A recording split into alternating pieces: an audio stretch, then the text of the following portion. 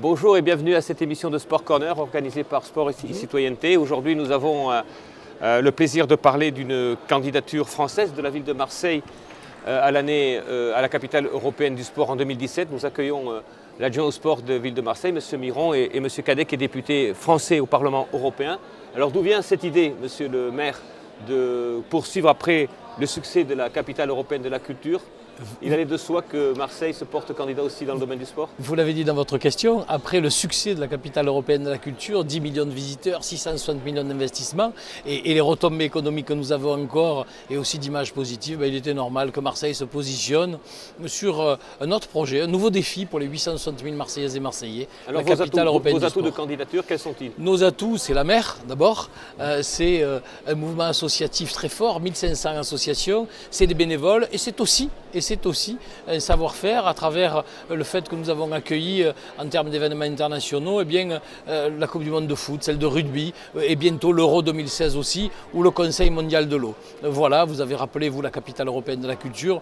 Tous ces événements-là nous ont permis d'acquérir un certain savoir-faire, une compétence, une expérimentation, une expérience. Est-ce que c'est un facteur, cette candidature, on vous souhaite qu'elle va aboutir, est-ce que c'est un facteur de cohésion sociale pour une ville comme Marseille? C'est à la fois une ambition extraordinaire qui est une ambition pour notre territoire, mais c'est aussi un facteur de cohésion sociale, c'est un facteur de développement économique, c'est un facteur de revitalisation de nos équipements.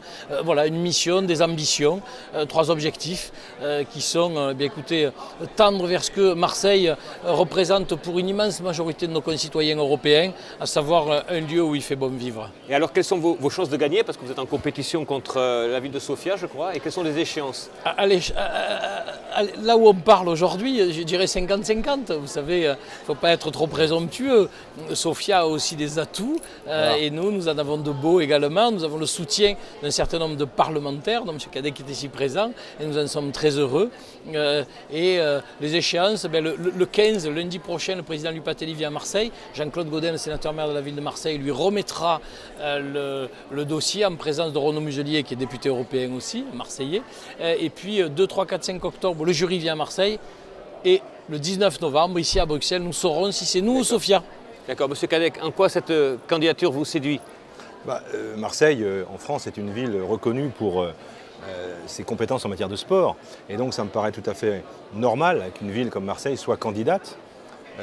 Alors, j'ai quelques chiffres qu'on m'a transmis, que je ne connaissais pas, mais qui m'ont épaté. Marseille investit chaque année 220 millions d'euros dans des équipements sportifs. C'est bien ça, Richard. 220 millions d'euros sur l'ensemble de la ville, tous les équipements confondus. Oui, mais sur l'ensemble, mais pas que les équipements sportifs, tous les équipements confondus. Non, mais tous les équipements confondus, j'entends bien. Ça veut dire que ces 220 millions peuvent être abondés par des fonds européens, par le FEDER, par le FSE, et que l'Europe peut participer et doit participer donc à ces infrastructures.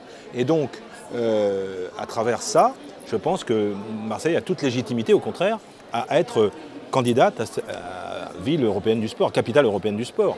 On voit bien que, évidemment, il y a des sports qui sont plus en avant à Marseille. Évidemment, il y a le football, mais il y a aussi le cercle des nageurs, avec des champions olympiques, des champions du monde. Mais il n'y a pas que ça à Marseille. Marseille, c'est 200 000 pratiquants quasiment, entre les 150 000 licenciés et les 70 000 sports de loisirs. Donc c'est quand même une ville extrêmement sportive, comme c'est une ville culturelle. Puis c'est une ville multiple, c'est une ville magnifique, c'est une ville... Une ville plurielle. Si on revient au cadre européen de cette candidature, vous êtes ici... Moi je suis breton, donc j'en parle d'autant plus librement. Vous êtes aussi député européen. Est-ce que vous pouvez nous expliquer comment l'Union européenne a réagi à l'émergence de ce facteur sportif sur le plan économique et social depuis quelques années? Il y a une évolution considérable, je dirais exponentielle, depuis quelques mois et quelques années, sur la reconnaissance de l'importance du sport. Vous disiez tout à l'heure facteur de cohésion sociale, mais aussi facteur d'ascension sociale. Et donc le Parlement, à travers, pour l'instant, d'abord une compétence, c'est devenu une compétence européenne, le sport, mais également à travers un certain nombre de mouvements, notamment l'émergence d'un intergroupe sport ici au sein de ce Parlement. Donc là, vous êtes partie prenante? Oui, vous absolument. serez partie prenante? Je serai partie prenante aux côtés de mon ami Marc Tarabella, qui a été à l'initiative, avec moi et quelques autres, de la création de cet intergroupe sport, et je serai derrière lui pour porter cet intergroupe, parce que le sport dans la période que nous vivons, cette période de crise, c'est extrêmement important que la culture et le sport se développent en Europe. Et donc, nous allons y participer de façon active et concrète. D'accord. À l'un et à l'autre, je voulais vous questionner sur ce qu'on appelle la compétition entre les territoires. Est-ce que vous pensez que le sport et un événement comme le vôtre peut être un facteur positif pour valoriser le territoire de Marseille ou du Grand Marseille? Ah mais ça c'est une évidence.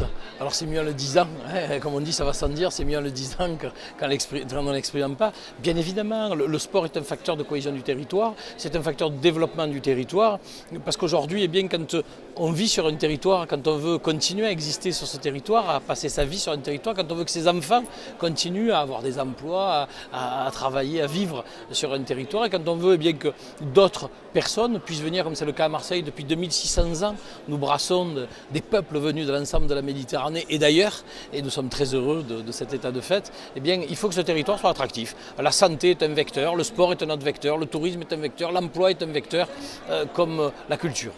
Monsieur le député, sur cet aspect compétition des territoires, vous confirmez? Absolument. Et je pense que quand vous dites compétition du territoire, c'est une compétition saine, je dirais, entre les territoires. Je dirais plutôt émulation entre les territoires. Et c'est comme ça qu'il faut le voir. Et c'est vrai que ça bénéficie à tous les territoires. En l'occurrence, Marseille est en concurrence avec Sofia en Bulgarie.